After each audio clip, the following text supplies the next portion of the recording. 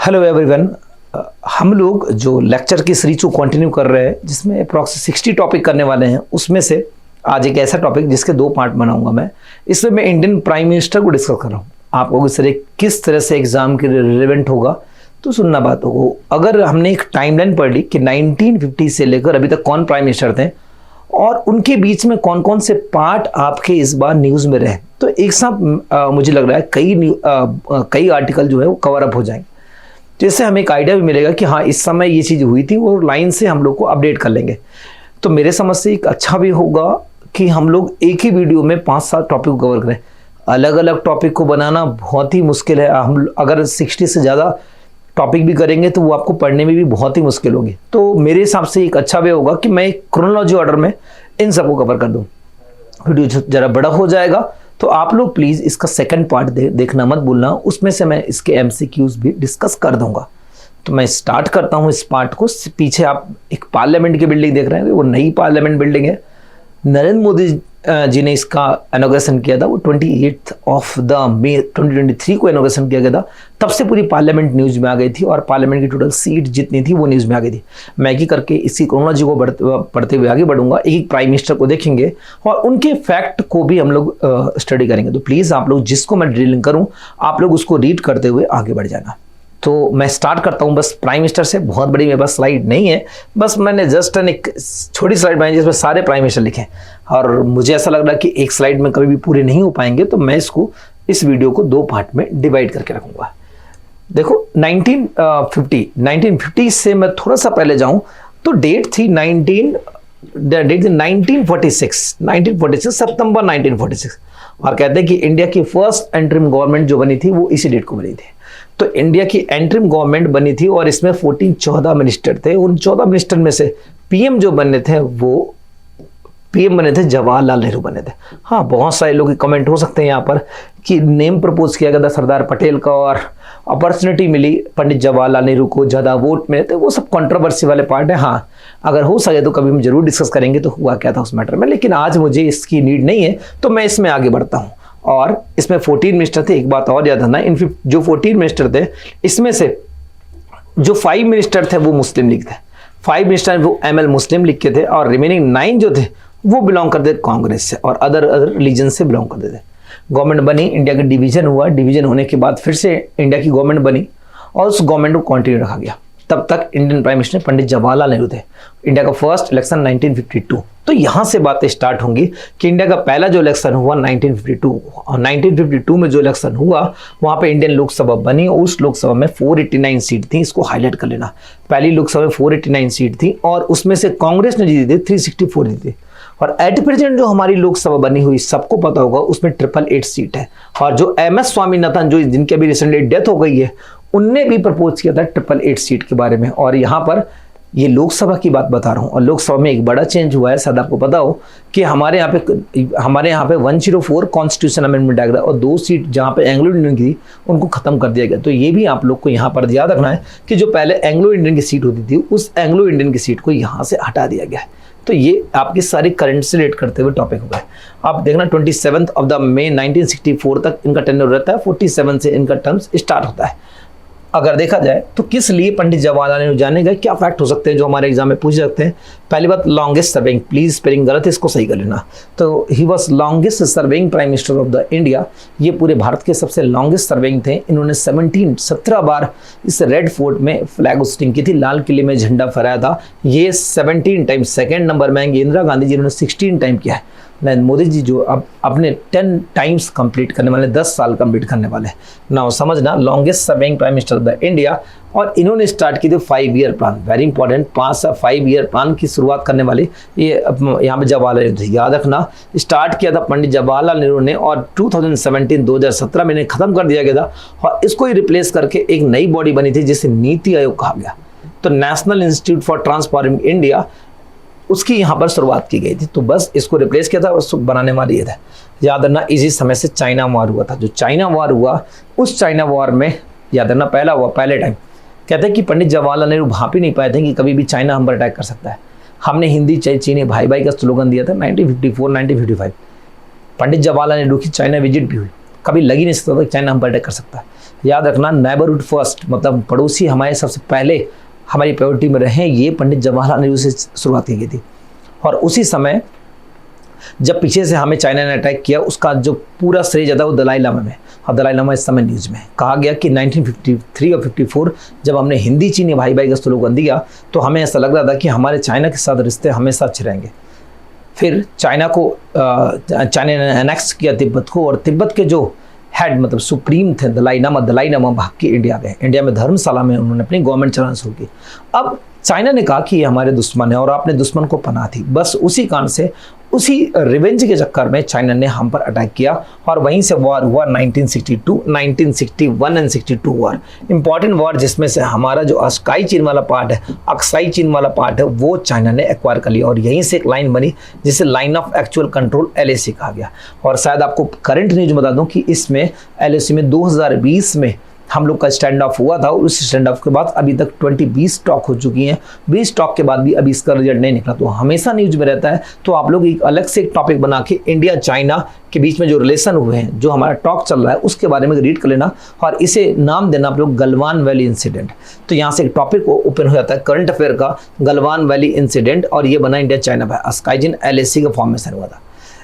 तो कहा जाता है कि पंडित जवाहरलाल नेहरू की, सब लोग कहते हैं गलती थी, 6 गलतियों में से एक गलती पंडित जवाहरलाल नेहरू ये भी मानते हैं कि हम भाप ही नहीं पाए कि चाइना हम पर अटैक कर सकता है, और चाइना ने हम पर अटैक किया, वो वाला पार्ट एक्वायर किया, और उसने क्लेम करना शुरू किया कि अरुणाचल प्रदेश भी हमारा पार्ट है। फिर नाउ पंडित जवाहरलाल नेहरू के सामने चैलेंज बहुत है। कहते हैं कि भारत को अगर कुछ चीज़ मुफ्त में मिली थी वो गरीबी थी। गरीबी दूर करने के लिए जो कुछ करना चाहते थे पंडित जवाहरलाल नेहरू वही किया। फर्स्ट हमारी जो 5 ईयर प्लान था उसमें एग्रीकल्चर को ही फोकस किया गया था। याद रखना, फर्स्ट 5 ईयर में एग्रीकल्चर को प्रमोट करने के, सेकंड 5 ईयर प्लान में इंडस्ट्री को प्रमोट किया गया था। नाउ समझना यहाँ पर कि जैसे 5 ईयर प्लान फर्स्ट कंप्लीट हुआ, फर्स्ट में जो GDP थी वो पॉजिटिव GDP आई थी। तो हमारे यहाँ GDP की शुरुआत भी यहीं से होती है, पहले 5 ईयर प्लान से, कि हमारा 5 ईयर प्लान को किस तरह से एग्जीक्यूट किया गया। चाइना वॉर हुआ, चाइना वॉर में हमें हार मिली और यहाँ से ये वाला पार्ट गया। जो POK वाला पार्ट है, 1947-1948 में जब बख्तियार पुंछ ने हम पे अटैक कर दिया, तो यहाँ से POK वाला पार्ट भी यहाँ से छीन लिया गया, पाकिस्तान ने छीन लिया। कहते हैं कि ये पंडित जवाहरलाल नेहरू की हो सकती है गलती हो सकती है बोल रहा हूँ, है नहीं मैं बोल रहा हूँ, ठीक है ना। ऐसा सब लोग का कहना होता है कि वो भी गलती थी, 6 गलतियों में से एक गलती उसको मानते हैं। तो ये पंडित जब POK गया। Now very important case, Berubari case. Berubari के केस के बारे में मैंने एक सेपरेट वीडियो बनाया, मैं शॉर्ट में बता देता हूँ कि हुआ क्या था। आपको शायद पता हो कि 1960 में एक पार्ट था बेरूबारी जो बांग्लादेश को बिलोंग करता था, जो कि पहले पाकिस्तान हुआ करता था। उस बेरूबारी जगह में एक्चुअली हुआ क्या था कि रेड क्लिफ ने कहा कि मुझसे गलती हो गई, एक्चुअली ये पार्ट होना चाहिए था पाकिस्तान का, और गलती से मुझसे इंडिया में लग गया। और आपको पता है रेड क्लिफ वही था जिसने पूरी इंडिया और पाकिस्तान के बीच में डिवीजन लाइन खींची थी। बाद में जब उसने एक्सेप्ट किया गलती को, तो उस समय इंडियन प्राइम मिनिस्टर पंडित जवाहरलाल नेहरू और नून जो प्राइम मिनिस्टर हुआ करते थे पाकिस्तान के, दोनों के बीच में एग्रीमेंट हुआ और हमने एग्रीमेंट कर लिया कि हम अपने पार्ट को पाकिस्तान को दे देंगे। अब एग्रीमेंट तो हो गया, बट ये बात हमारे कॉन्स्टिट्यूशन में लिखी है कि नहीं लिखी, क्या हम उसको दे सकते हैं कि नहीं दे सकते, यहाँ से क्वेश्चन मार्क आया। जब क्वेश्चन मार्क आया तो हमारे यहाँ पर आर्टिकल 143 इस बात की परमिट देता है कि कोई भी president CJI chief justice of India से एडवाइस ले सकता है। एडवाइस दे ना दे वो उसकी मर्जी होती है। और वहीं पर जो उस समय हमारे प्रेसिडेंट थे राजेंद्र प्रसाद, उनने परमिट मांगी, जो आप उस समय के CJI थे, उनने सारी बात बताई कि हम इस पार्ट को कॉन्स्टिट्यूशन रूप से तो नहीं दे सकते। तो कहा गया फिर क्या करना, कहना चेंज करना पड़ेगा। और चेंज कहाँ पर किया, part first of the Indian constitution में चेंज किया गया और वहीं से बेरूबारी पार्ट उनको दे दिया गया। नाउ यहीं से क्वेश्चन मार्क और निकल के आया क्या, कि हमारी प्रियम्बल कहाँ चली गई। प्रियम्बल में भी तो यूनिटी लिखा है। जब यूनिटी लिखा है तो यूनिटी का मतलब एक होता है, हम किसी पार्ट को किसी दूसरे देश को नहीं दे सकते। बात यहाँ पे आके फंस गई कि अब दें कि ना दें। फिर बाद में जजमेंट आया, बेरूबारी केस में जजमेंट आया। जजमेंट सुनना और आपको थोड़ा सा अचंभा होगा, कह दिया गया preamble is not a part of the Indian constitution. तो प्रियम्बल कॉन्स्टिट्यूशन का पार्ट ही नहीं है। तो इस बेरूबारी केस में लिख देना कंक्लूजन कि preamble is not a part of the Indian constitution. शायद करंट अफेयर में फिर से छाया हुआ है कि जो हमारी नई पार्लियामेंट थी, पार्लियामेंट के बाद जो नई हमारी एक बुक दी गई और उस बुक में सोशल एंड सोवरेन नहीं था, तो वो हमारे प्रियम्बल को चेंज किया गया था। कहा गया कि ये पुरानी बातें लिखी हुई हैं, तो फिर से वहीं से न्यूज़ में आ गई प्रियम्बल। तो इस कारण से मैंने बेरूबारी केस को यहाँ पर समझाया। बेरुबारी केस के बाद 9th शेड्यूल भी ऐड किया था पंडित जवाहरलाल नेहरू ने, वेरी इंपॉर्टेंट 9th शेड्यूल। मेरे समझ से एक बहुत अच्छा डिसीजन होगा जब 9th शेड्यूल को ऐड किया गया होगा। ये मैं अपना ओपिनियन दे रहा हूँ, इसको आप एडवाइस मत समझना। तो अब सुनना क्या प्रॉब्लम थी। देखो इंडिया में क्या था कि इंडिया में सारी ज़मीन जो बड़ी ज़मींदारों के पास जा चुकी थी, इंडिया के पास किसी के पास खाने के लिए खाने नहीं थे, बहुत लोगों के पास, और बहुत सारे लोगों के पास पूरे डिस्ट्रिक्ट के जिले के जिले हुआ करते थे। अब करे तो करे क्या। और दूसरी बात एक प्रॉब्लम और थी कि right to property is a fundamental right, right to property fundamental right है। अगर मान लो गवर्नमेंट को एक ब्रिज बनाना है या गवर्नमेंट को एक डैम बनाना है तो उसके लिए ज़मीन चाहिए। मान लो मेरे पास फंडामेंटल राइट है, मेरी प्रॉपर्टी है, तो जरा क्या मैं कोई प्रॉपर्टी को छीन सकता है क्या? नहीं छीन सकता, क्योंकि मेरे पास आर्टिकल 31 जिंदा था। जब कोई मेरे इसको छीन नहीं सकता है फंडामेंटल राइट को, और मुझे डैम बनाना है गवर्नमेंट, तो गवर्नमेंट को क्या चाहिए? डैम चाहिए, और यहाँ पर लोगों की प्रॉपर्टी बनी हुई है, राइट टू प्रॉपर्टी बनी है, और मैं इसके लिए सुप्रीम कोर्ट जाता हूँ, सुप्रीम कोर्ट में केस चलेगा या किसी भी कोर्ट में केस चलेगा, 15 से 20 साल का समय लगेगा। जब 15 से 20 साल का समय लगेगा तब क्या करोगे आप? तो क्या डेवलपमेंट को रोक दिया जाएगा? तो रोक जैसा तभी 9th शेड्यूल को ऐड किया गया, जहाँ पे मेजरली फोकस किया गया लैंड रिफॉर्म को, कि लैंड रिफॉर्म को, और लिख दिया गया 9th शेड्यूल को ऐड कर दिया गया, 9th शेड्यूल को ऐड कर दिया गया, और लिख दिया गया कि जो चीज़ें यहाँ पर लिख दी जाएंगी उस कोर्ट में चैलेंजेबल नहीं है। तो वेरी इंपॉर्टेंट यहीं पर लैंड रिफॉर्म को लिख दिया गया कि अगर मैं कोई गवर्नमेंट भूमि ज़मीन को लेना चाहता है तो ज़मीन को ले सकता है, उस पर कोई भी कोर्ट केस नहीं हो सकते। ये अच्छे के लिए किया गया ताकि डेवलपमेंट को तेज कर सके। लेकिन बाद में भले ही आप इंदिरा गांधी के समय इसका मिसयूज होते हुए देखोगे, लेकिन उस समय के लिए जो बातें सही थी, याद रखना। इसको बाद में चेंज किया गया 9th शेड्यूल को, और जो कि था केशवानंद भारती केस में इसको चेंज किया गया, और कहा गया कि अब जो चीज़ इसमें लिखी जाएंगी वो पहले कोर्ट में चैलेंज हो सकती है, बाद में इसको लिखा जाएगा। तो आप इसको लेट कर लेना वहाँ से। और याद रखना इसी में जोड़ा गया हमारा आर्टिकल 15A और आर्टिकल 15 का 4 और आर्टिकल 16 का 4 दोनों को ऐड किया गया, जहाँ पर रिजर्वेशन की बात की गई थी। और ये मैं बात कर रहा हूँ पूरी फर्स्ट कॉन्स्टिट्यूशन अमेंडमेंट एक्ट की। फर्स्ट कॉन्स्टिट्यूशन अमेंडमेंट एक्ट में 9th शेड्यूल जोड़ा गया, और यहाँ पे आर्टिकल 15 का 4, आर्टिकल 16 का 4 जोड़ा गया, और आर्टिकल 19 के बी को ऐड किया गया, जहाँ पे कह दिया गया कि free to speech and expression में रिस्ट्रिक्शंस रहेंगी, उनको ऐड कर दिया गया। तो आज इसी को फिर से कोर्ट में चैलेंज किया गया। रीजन क्या है कि जिस समय फर्स्ट कॉन्स्टिट्यूशन अमेंडमेंट एक्ट है 1951, जरा याद करो उस समय इंडियन फर्स्ट गवर्नमेंट 1952 में बनी थी, तो बिना गवर्नमेंट के हम लोगों ने फर्स्ट कॉन्स्टिट्यूशन अमेंडमेंट कर दिया था। तो यही कहने वाली बात है कि हमारी जो गवर्नमेंट थी उस समय, जो हमारी इलेक्टेड गवर्नमेंट थी, वो तो कब बन के आई? 1952 में। तो कैसे हो सकता है कि फर्स्ट कॉन्स्टिट्यूशन अमेंडमेंट एक्ट को हम एज ए कॉन्स्टिट्यूशन प्रोविजन के अंदर मान सकते हैं? बस इस कारण से कोर्ट में चैलेंज किया गया। तो मैं कह रहा हूँ 9th शेड्यूल न्यूज में है, 9th शेड्यूल में पूरा first constitution amendment act news में 15, 16 ये आर्टिकल पूरा न्यूज में आ गया। तो यहाँ से मैंने पंडित जवाहरलाल नेहरू के बारे में सारी बातें बनी। पंडित जवाहरलाल नेहरू अगर कहा जाए मेरे अकॉर्डिंग अगर देखोगे तो एक विजनरी अप्रोच के पर्सन थे, जिनने IIT और IIM जिस समय बनाई थी, जिस समय कोई सोच भी नहीं सकता था, और हमें एक चीज़ से लड़ना था, केवल गरीबी से। और उसके बाद भी उन्होंने काम स्टार्ट किया इसरो जैसी ऑर्गेनाइजेशन में, और इसरो के बाद सबको पता है इनको इस बार बनाया गया, और डिफेंस के लिए उन्होंने न्यूक्लियर पावर के लिए भी काम करना स्टार्ट किया था। उस समय इतना सोचना, जहाँ पर इंडिया का रूरल डेप्थ मतलब कर्ज जो था वो 400 बिलियन डॉलर के आसपास भी पहुंचा था, 400 करोड़ के आसपास पहुंचा था। उस समय ये सोचना कि हमें इंडिया को किस नज़र से देखा जाएगा आज से 50 साल, वो देखने वाला एक ही प्राइम मिनिस्टर हो सकता है, वो है पंडित जवाहरलाल नेहरू। मैं एक्चुअली एक लाइन में यहाँ पे बोलना चाहता हूँ कि मैं किसी पॉलिटिकल मोटिवेटेड नहीं बोल रहा हूँ, ये पूरी बातें मैं हर प्राइम मिनिस्टर इंडिया का अच्छा था। इंडिया कोई प्राइम मिनिस्टर ऐसा नहीं था जिनने देश को पीछे जाने में काम किया हो।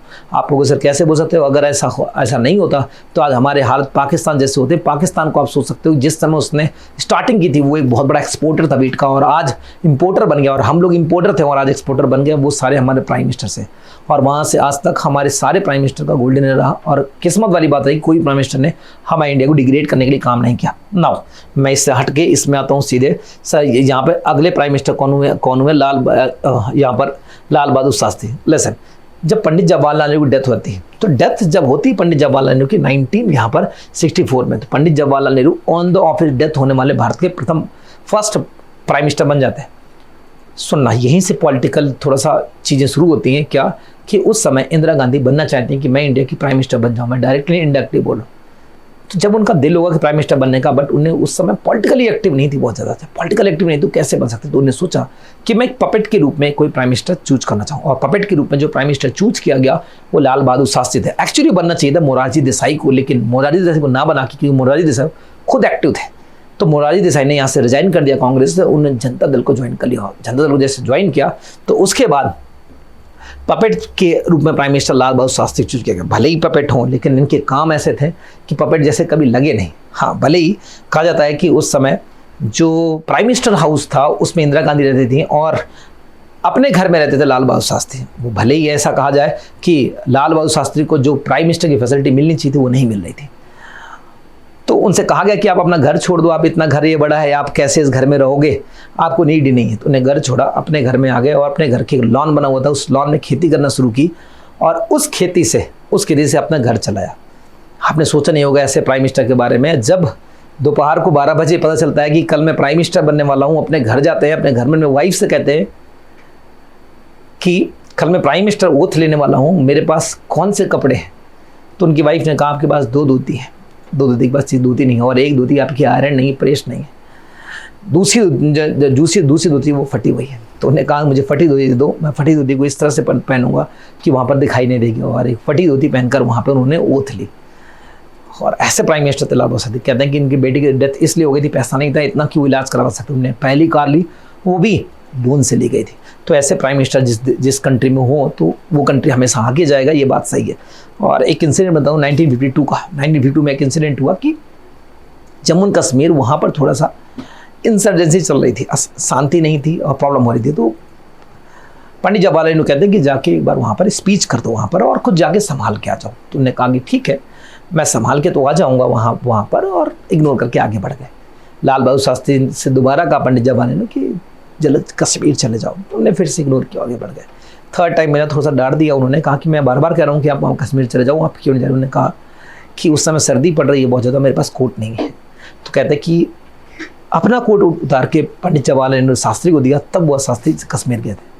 ऐसे प्राइम मिनिस्टर से ग्रेट प्राइम मिनिस्टर हमारे कौन थे यहाँ पर, लाल बहादुर शास्त्री। लाल बहादुर शास्त्री 66 तक प्राइम मिनिस्टर रहे, याद रखना, वेरी इंपॉर्टेंट, हाईलाइट कर लेना। मैंने जो करंट न्यूज़ में मैं सबको हाईलाइट करके ऑलरेडी रखा हूँ। ग्रीन रेवोल्यूशन की शुरुआत की तो 1917 में विद द MS स्वामीनाथन, जिनकी अभी डेथ हो गई, MS स्वामीनाथन की हेल्प से ग्रीन रेवोल्यूशन की शुरुआत की।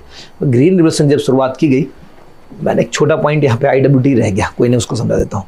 तो यहाँ पर ग्रीन रेवोल्यूशन, MS स्वामीनाथन ने ग्रीन रेवोल्यूशन की शुरुआत की। और याद रखना यहाँ पर फोकस किया गया 3 स्टेट में, एक यूपी था, यूपी के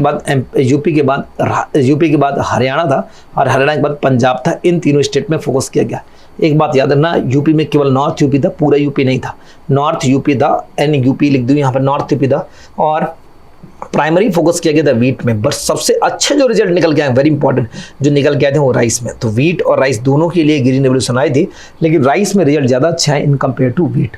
तो यहाँ पे बना ग्रीन रेवोल्यूशन के बारे में, father of the green revolution MS Swaminathan, जिनकी अभी डेथ हो गई। उनको बहुत सारे पद्मा अवार्ड मिले, बहुत सारे अवार्ड, ढेरों अवार्ड उनको मिले। नाउ सुनना, तो ये इस समय न्यूज़ में, तो मैंने यहाँ पर लिख दिया now IWT Indus water treaty, please इस समय न्यूज़ में, हमेशा न्यूज़ में रहती है। और इंडस वाटर ट्रीटी साइन करने वाले पर्सन कौन थे यहाँ पर, नेहरू, पंडित जवाहरलाल नेहरू थे। और पंडित जवाहरलाल नेहरू 1960 में इंडस वाटर ट्रीटी साइन की। और इंडस वाटर ट्रीटी का मतलब था कि जो हमारी नॉर्थ में 6 रिवर है, 3 रिवर इंडिया को दे दी गई और 3 रिवर ही पाकिस्तान को दे दी गई, जिनमें 80 और 20 की शेयरिंग कर दी गई। कहा गया कि जो रिवर पाकिस्तान को दी गई उसके वाटर का 80% यूज पाकिस्तान करेगा, और जो रिवर इंडिया को दी गई है उसका 80% जो वाटर है वो इंडिया यूज करेगा। और उसको जो ब्रोकन कर रहा था, बीच में लीडरशिप कर रहा था, वो USA था। और याद रखना, USA ने इसको ब्रोकन किया था। तो very important Indus water treaty. बाकी आपके ऊपर 3 नीचे वाला RBS है ना, रावी, ब्यास और सतलज, जो इंडिया को दे दी गई। बाकी झेलम, चेनाब और इंडस, वो पाकिस्तान को दे दी गई थी। और बीच में भी कंट्रोवर्सी इसलिए आई थी करंट अफेयर में, क्योंकि इंडिया ने कहा था कि बार बार ब्रोकन हो रही है, ब्रोकन होने का बाद में नहीं। तो आप लोग इसके प्रॉपर नोट्स बना लेना, जिसको मैं हाईलाइट करता जा रहा हूँ, है ना। तो अब इसके बाद Lal Bahadur Shastri green revolution father news में थे। पाक वार भी हुआ था 1965। देखो 90 में तीसरा वार इंडिया का लिखा रहा हूँ मैंने। एक वार यहाँ पर लिखा था, यहाँ पे चाइना के साथ लिखा था। एक मैंने जो हमारा जो पाकिस्तान ने अटैक करके POK को एक्वायर किया था वो यहाँ पर लिख रहा हूँ। और पाक के साथ, पाकिस्तान के साथ वार हुआ था। याद रखना, ये वार बहुत फेमस वार था। मैं एक इंसिडेंट बताता हूँ आपको कि पाकिस्तान ने जम्मू कश्मीर को एक्वायर करने के लिए अटैक किया। आपको पता है कि कहीं ना कहीं इनडायरेक्टली पपेट थे लाल बहादुर शास्त्री। किसके? इंदिरा गांधी के। इंदिरा गांधी जब तक ऑर्डर नहीं करेंगे तो कुछ नहीं हो सकता। वो अंदर आया जा रहा है, पाकिस्तान अंदर आया जा रहा है। पाकिस्तान जब अंदर आया जा रहा है तो यहाँ पे दिमाग में करे तो करे क्या। एक दिन लाल बहादुर शास्त्री अपनी वाइफ से कहते हैं कि आप लगभग 50 लोग का 50 लोग का खाना दोपहर 12 बजे तक बना देना। सबको पता था कि घर में सर्वेंट नहीं थे, खुद ही काम करती थी। उन्हें बनाया, सब मिनिस्टर को बुलाया गया घर में, नीचे ज़मीन में बिछा दी गई पट्टियाँ और उस पट्टी में सारे लोग बैठ गए। और बैठने के बाद अपने बगल में डिफेंस मिनिस्टर को बुलाया और कहा कि क्यों ना एक काम करें, कल पाकिस्तान में अटैक कर दें। सुनने में थोड़ा सा शॉकिंग था सबके लिए कि जो पर्सन खुद के अलावा मतलब जो सुनता है, मतलब जो इंदिरा गांधी कहते हैं वही करते हैं, खुद का कुछ नहीं कर सकता, वो आज कह रहा है पाकिस्तान में अटैक करते। बिल्कुल यही हुआ, पाकिस्तान में अटैक किया गया और हम एक दिन के अंदर लाहौर में पहुंच गया। लाहौर में एक रेडियो में अनाउंस हो रहा था कि अगर ये वॉर इसी तरह चलता रहा तो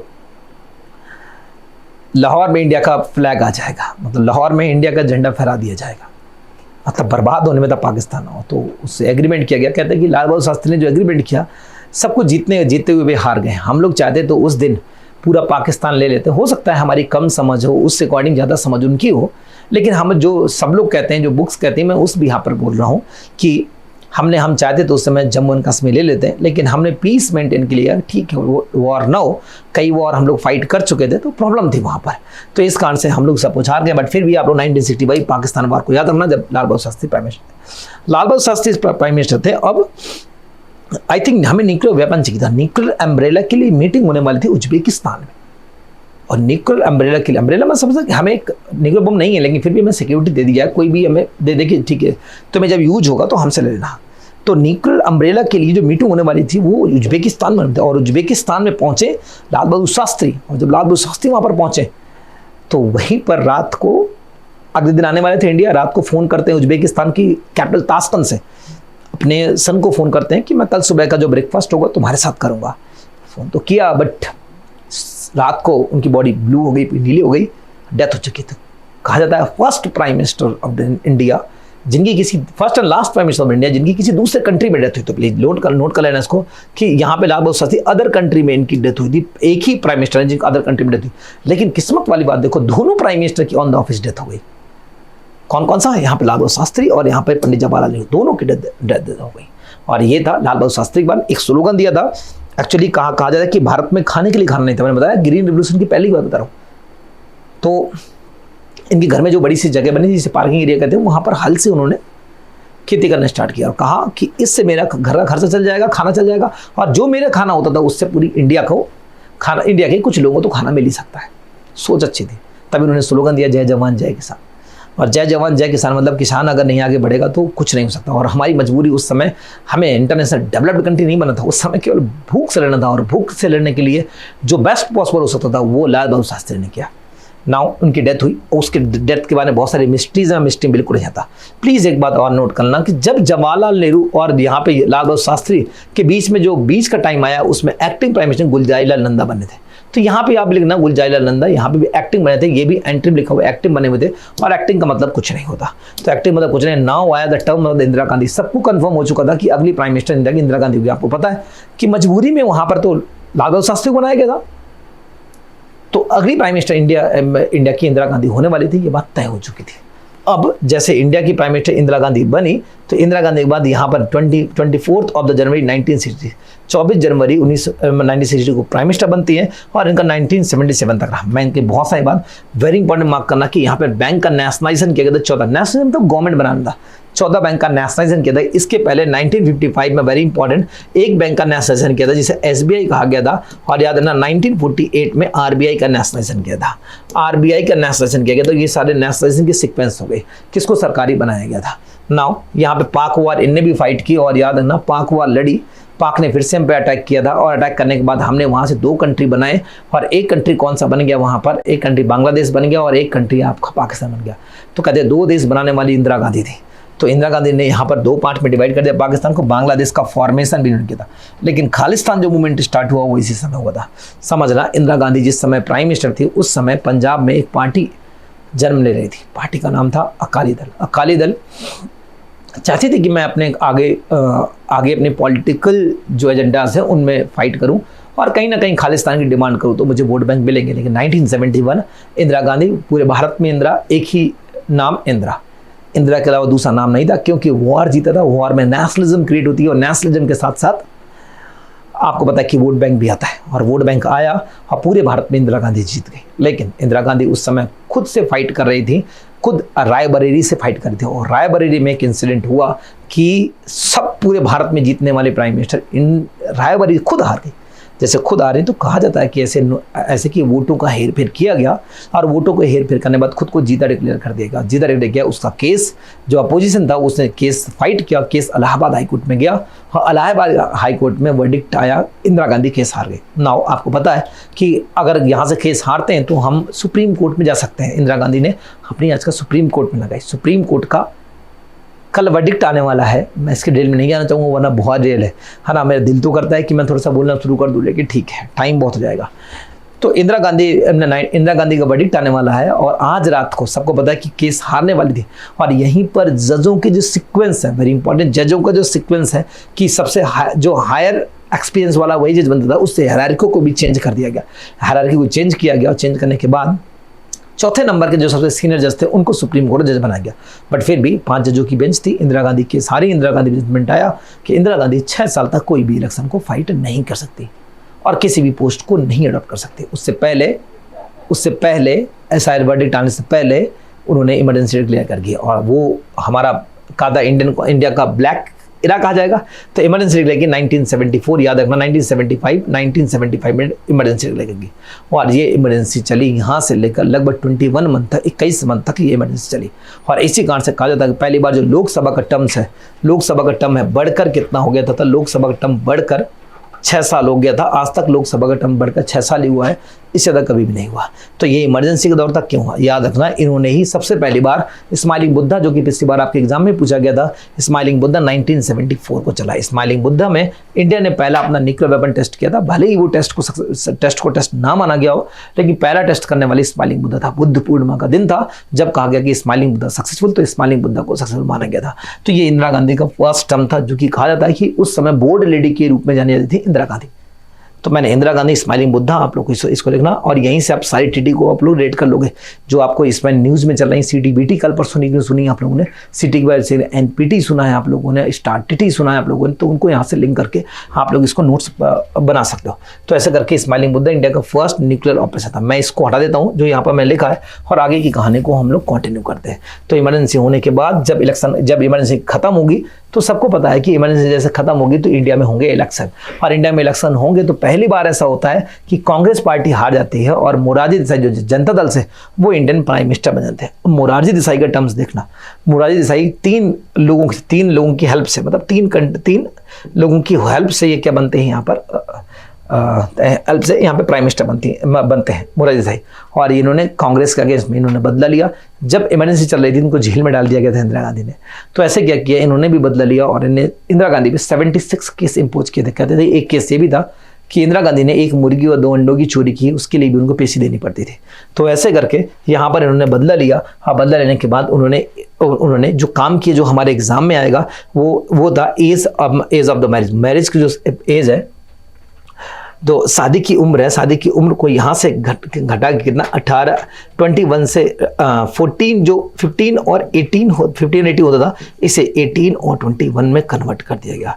तो एज कन्वर्ट करने वाले ये थे। पहला याद रखना, इनकी एज 81 ईयर थी तब ये प्राइम मिनिस्टर बने। तो कहते हैं कि सबसे oldest prime minister of the India that was Morarji Desai. Janata Dal से थे द फर्स्ट नॉन कांग्रेसी या गैर कांग्रेसी जो प्राइम मिनिस्टर थे, वो भी यहाँ पर यही थे, मोरारजी देसाई। याद रखना यही एक पर्सन है जिनको भारत रत्न प्लस इंडिया का हाईएस्ट एवर और निशान पाकिस्तान आप लोग नोट कर लेना, वो भी इनको मिला हुआ है। 81 ईयर एज, इंडिया की ओल्डेस्ट, इससे ओल्डेस्ट कोई नहीं, यंगेस्ट इंडिया के राजीव गांधी, ठीक है ना। और यहाँ पर एज ऑफ कंसेंट को किया। एक बात और देखना, हमारा जो MPT जो एक्ट आया था, मैंने यहाँ पे शायद नहीं लिखा हुआ है, आप लोग ना इंदिरा गांधी के समय ही यहाँ पर आप न्यूज़ में चल रहा है। MTP एक्ट था ना, बहुत दिन से न्यूज़ में 1971 में आया था, ठीक है। Medical termination of the pregnancy act Indira Gandhi के समय में आया था, शायद आपको पता है। एबॉर्शन लॉ, उसी लॉ में जो अभी वर्डिक्ट आया उसको यहाँ से हम लिंक कर सकते हैं। तो MTP एक्ट आया, यहाँ पे एक्ट को लिंक कर सकते हैं। नाउ जब मोरारजी देसाई की सरकार चली, लेकिन प्रॉब्लम क्या थी, ये 3 कोलैबोरेशन की गवर्नमेंट थी, कोलैबोरेशन गवर्नमेंट ब्रेक हुई। ब्रेक कौन हुआ? चरण सिंह उन पार्टी से हट गए, इनका सपोर्ट किया था यहाँ पे संजय गांधी उस समय थे, मतलब कांग्रेस ने, और ये प्राइम मिनिस्टर बन गए। प्राइम मिनिस्टर बहुत शॉर्ट टर्म प्राइम मिनिस्टर है, कहते हैं कि लोकसभा के दरवाजे तक भी नहीं पहुंच पाए थे और इनकी गवर्नमेंट गिर गई। जैसे गवर्नमेंट गिरी तो फिर से इलेक्शन हुए, इलेक्शन के बाद फिर से यहाँ पर इंदिरा गांधी प्राइम मिनिस्टर बन गई। समझना, जब इंदिरा गांधी प्राइम मिनिस्टर बनी, सेकंड टर्म था। सेकंड टर्म जो वहाँ पे बोल्ड लेडी का सीन था, यहाँ पे गूंगी गुड़िया जिसे कहा गया उस नाम से जानेंगे। और रीजन क्या था? भिंडरावाला। शायद आप लोग को शायद भिंडरावाले का पता होगा, और यहीं से आ जाएगा। हम रिलेट करेंगे ऑपरेशन ब्लू स्टार और इनकी डेथ के बारे में, जो कि कल की डेट थी, और यहाँ पे फर्स्ट जज केस की बात करेंगे, इनके समय की बात करेंगे। तो देखो, इंदिरा गांधी के समय हम लोग को क्यों पढ़ना पड़ेगा? आपको पता है कि खालिस्तान प्रोटेस्ट न्यूज में चला है।